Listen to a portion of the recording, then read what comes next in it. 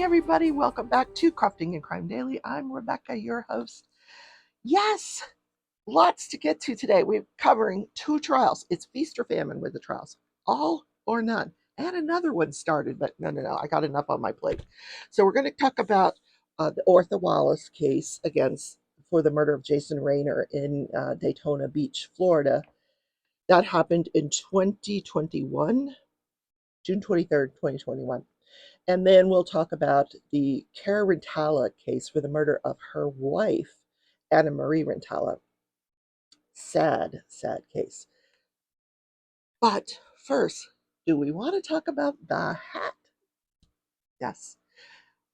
During the fall and winter months, it's not fall yet, but I've got a fan going because I'm hot. Anyway, last night in Craft With Me Wednesday, I was working on this hat, and when I ended the live, I just wanted to listen to the trial and take notes, and I was crocheting at the same time.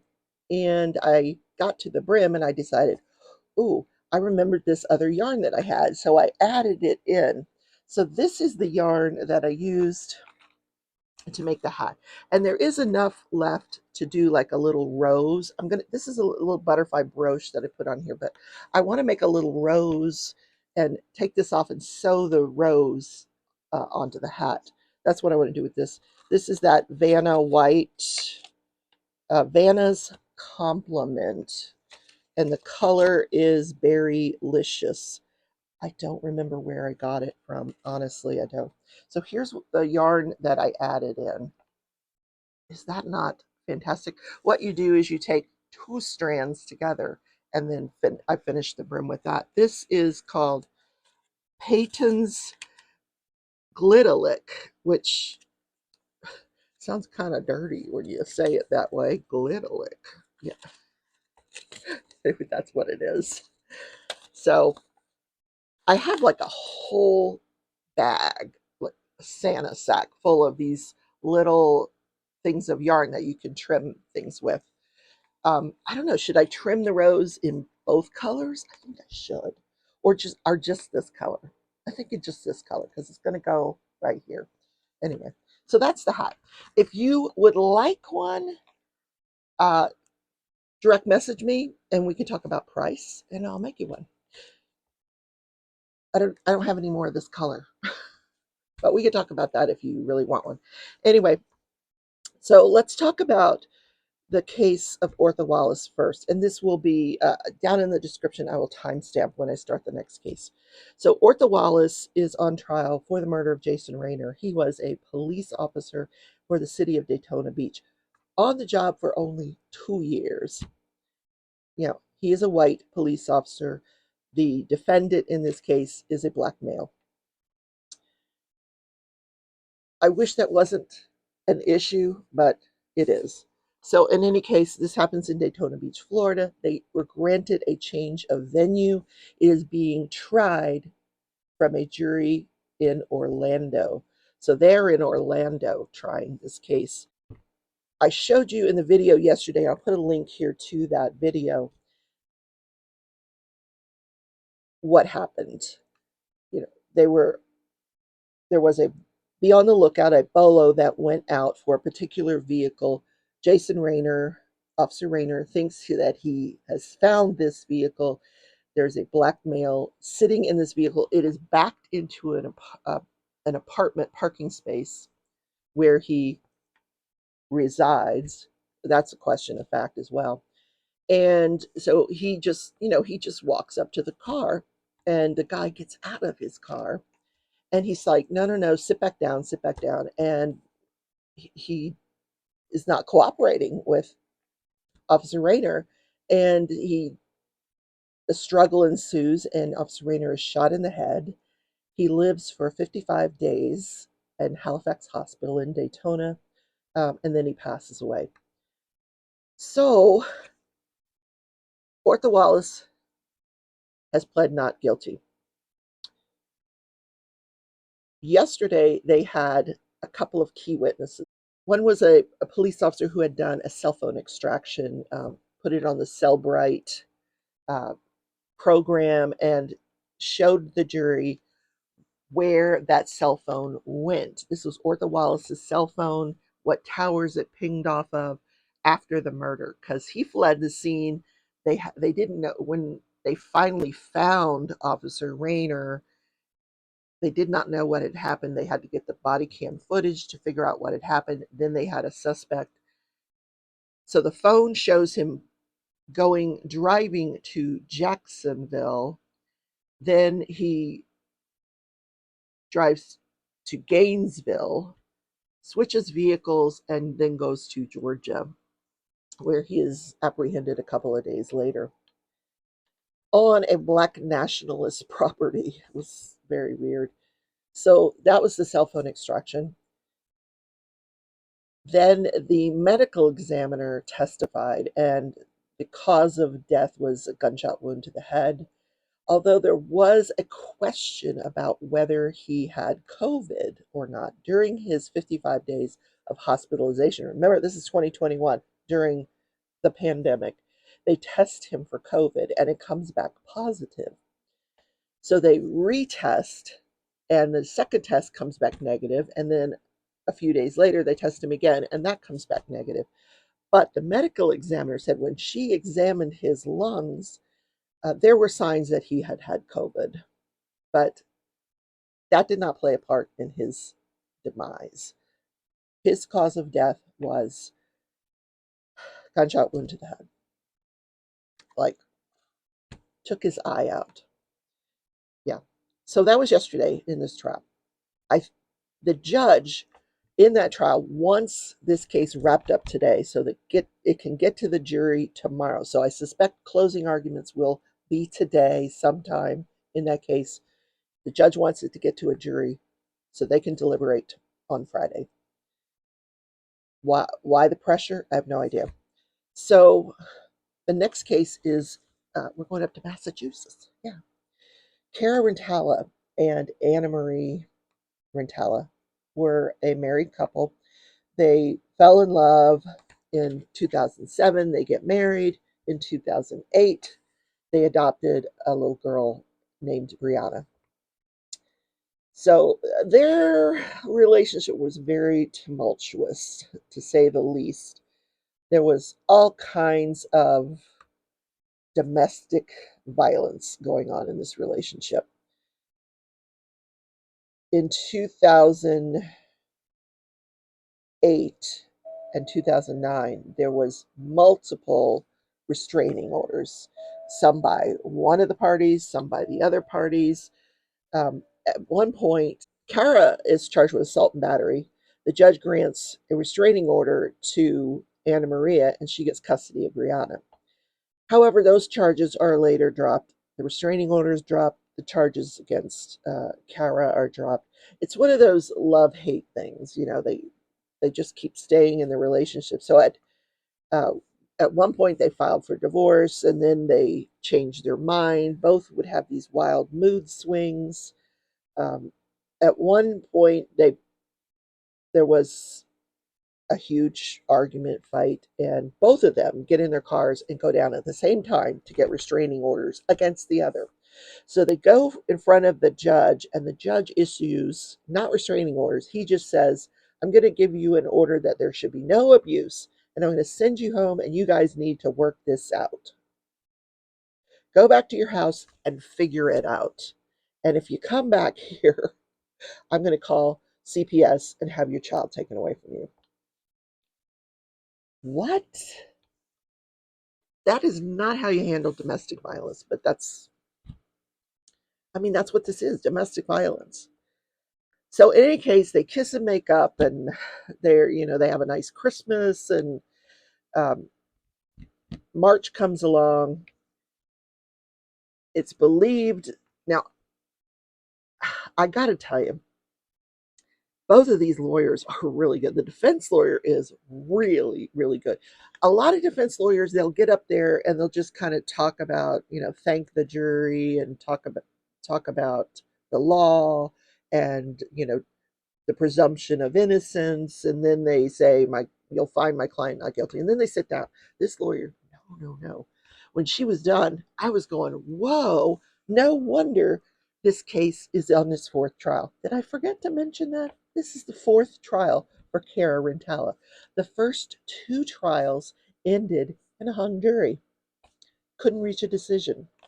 So mistrials declared on both those trials. The third trial, Cara was convicted, but the conviction was overturned by the Supreme Court of Massachusetts because in the trial, the prosecution put on a paint expert, and that expert was giving opinions about how long it takes paint to dry. And the appellate court said, no, no, no, no, no. That the jury should not have heard that. He was not qualified to give that kind of opinion. So that all stems from, well, I'll get to that. So on this particular day, March 29th of 2010, and I'm going to kind of combine the stories. Anna Maria and Cara are arguing again. It's believed that Anna Maria was jealous of a male friend that Cara had over the night before. That night, they're both firefighter paramedics, and they worked the graveyard shift. At least Anna Maria does. So she worked the graveyard shift that night. So when Anna Maria gets home from work that day, the two of them are still arguing about this boyfriend. So then the prosecution talks about how the phone calls kind of tell a story. At 12:21, that's the last outgoing phone call that is made by Anna Maria. Prior to that, in the 24 hours prior to that, Anna Maria had 40 phone calls, so she was an avid user of her cell phone. But at 12:21, after that call to her aunt, there are no more phone calls made to or from Anna Maria. There are texts sent to Anna Maria by Cara later on so she can establish an alibi, but there's no evidence that Anna Maria read those texts. You can tell when you look at your phone if someone has read your texts.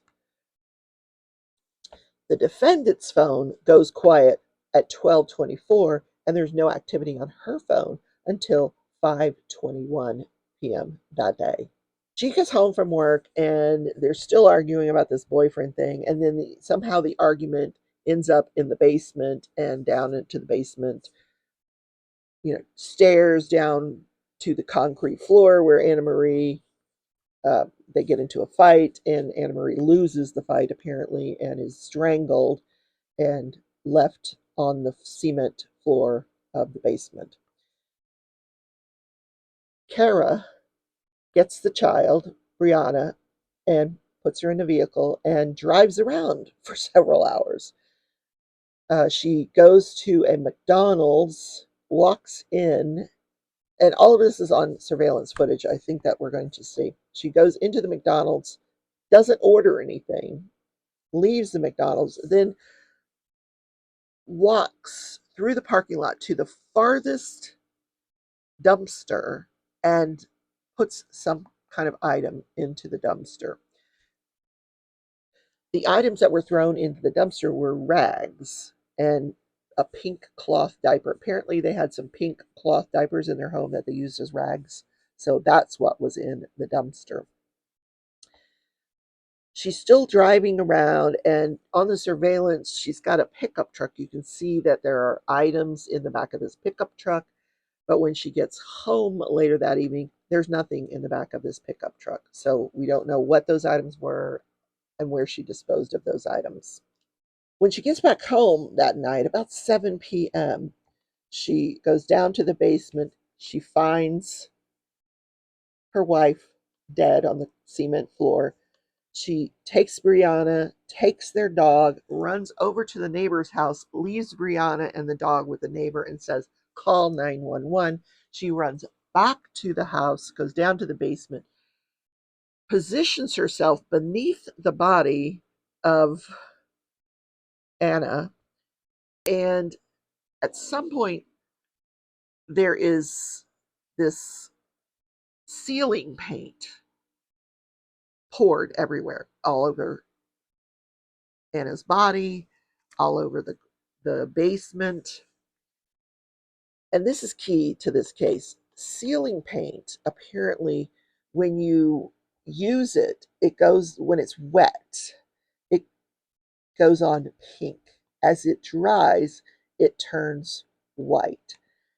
That has been the main contention in this case, is how long was that paint on her? What was her time of death? Was it 12:21? Was it sometime in between 12:21 and 7 p.m. when Cara returns to the home? No one knows, because they cannot use that expert again. He cannot get on the stand and say how long it would have taken that paint to dry. Now, the one of the officers that responded to the scene asks Cara, how, when was the last time you saw Anne? And she says 3 p.m. So now we've got a murder that occurs between 3 p.m. and 7 p.m. So if you presume that she was driving around from 3 p.m. to 7 p.m., then at some point the prosecution mentions wet paint. The defense stands up and objects about her use of the term wet paint. They go sidebar. It's a lengthy sidebar. They come back.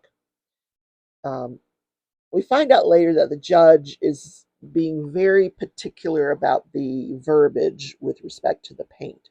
He does not want anyone to use the word fresh paint.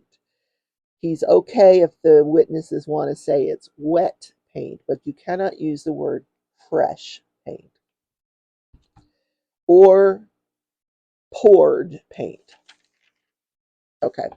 So they have to meet with all their witnesses, the prosecution, before they get on the stand and tell them, don't use the word fresh. The judge even said, if you want to lead the witnesses during that portion of their testimony, I will allow it.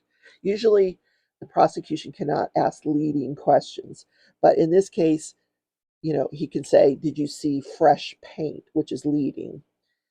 And the witness can say yes or no. That way, you've taken the adjective out of their mouth and put it into your mouth. So, interesting. Also, the prosecution points out during their opening that when the officers arrived on the scene, Cara is cradling Anne's body. They get her out from underneath of Anne's body, and their testimony is expected to be that she was stiff as a board, like rigor mortis had set in, meaning her time of death was several hours before Cara finds her.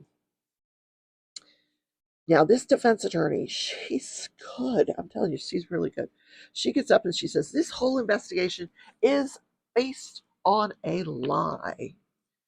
It all started with a lie. Apparently, this call goes out by the dispatcher as a domestic violence call. So this is what the officers think that they are responding to. And that's interesting. It tells me that maybe this dispatcher knew this couple. They'd been out there a time or two. Yeah.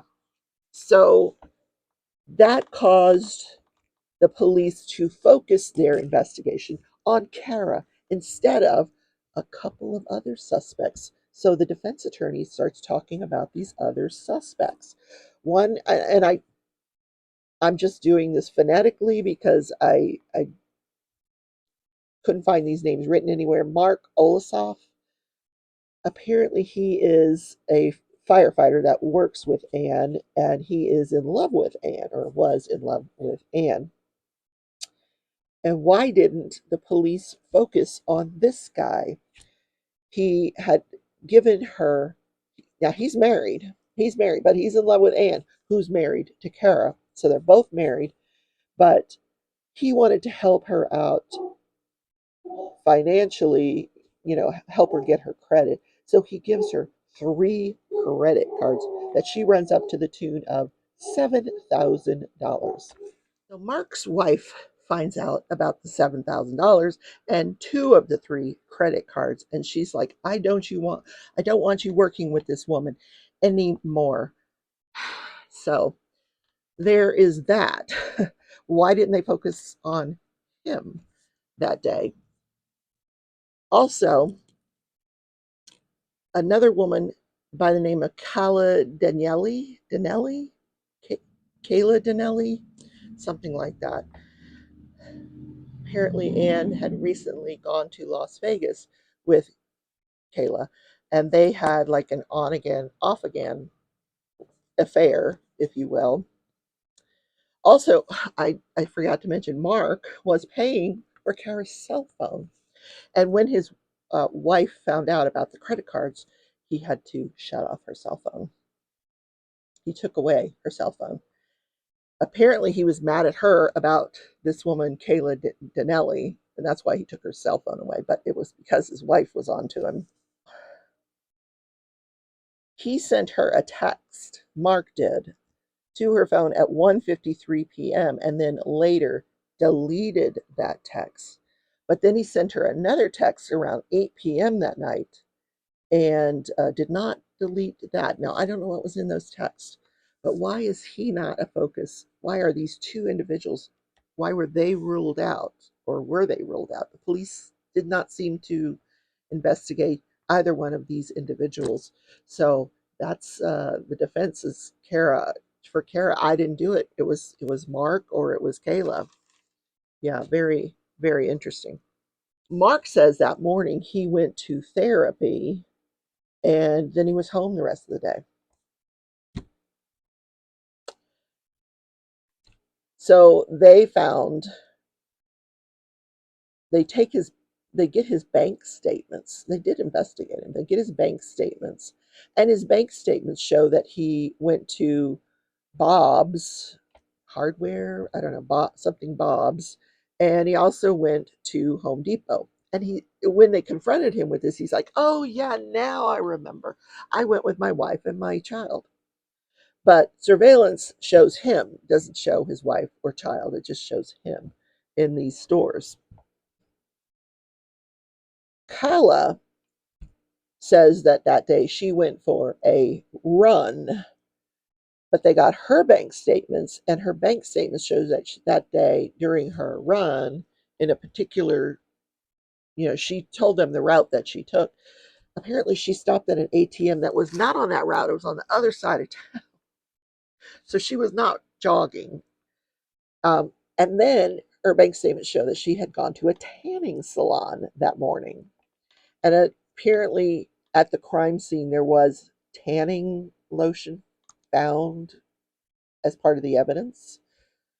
Yet these two individuals were ruled out. Cara attorney says that she's this is a 2-year-old child, Brianna. She's not napping that day. Her parents are arguing. She's not sleeping. So the attorney says, what do you do with your child when they won't take a nap? You put them in the car and take them out for a nap. Your other mom, Anne, has been working all night. She needs to get some sleep because she's got a shift to go to the next day. And the 2-year-old is being fussy. So Cara put her in the car and took her for a drive. And then later on, she thought that Brianna might be hungry, so she took her to McDonald's. And when she got in the McDonald's, Brianna didn't want anything, so she didn't buy anything. Yeah, this is the alibi. And in the parking lot of McDonald's, she changed Brianna's diaper, and that's why she used the dumpster that day. Then she said, there was allegations that during the prosecution's opening that the evidence is going to show that there was um, evidence that someone had tried to clean up the crime scene, wash away the blood. There's swipe marks. They will testify that they did this luminol testing and you could see blood swipes and spatters that whoever committed this crime tried to clean up. And the defense argument to that was, why would Cara need to clean up the DNA out of the basement? She lives there. Her DNA is everywhere. So it doesn't prove anything. So why would she clean up the crime scene or attempt to clean up the crime scene? So that was the opening statements. Now, I haven't listened to any of the witnesses thus far, but I will bring you that when I do. It's feast or famine here. So, guys, have a great, what day is it? It's Thursday, and my coffee's getting cold. Thank God for microwaves. All right, guys, see you in the next video. Love you all. Bye.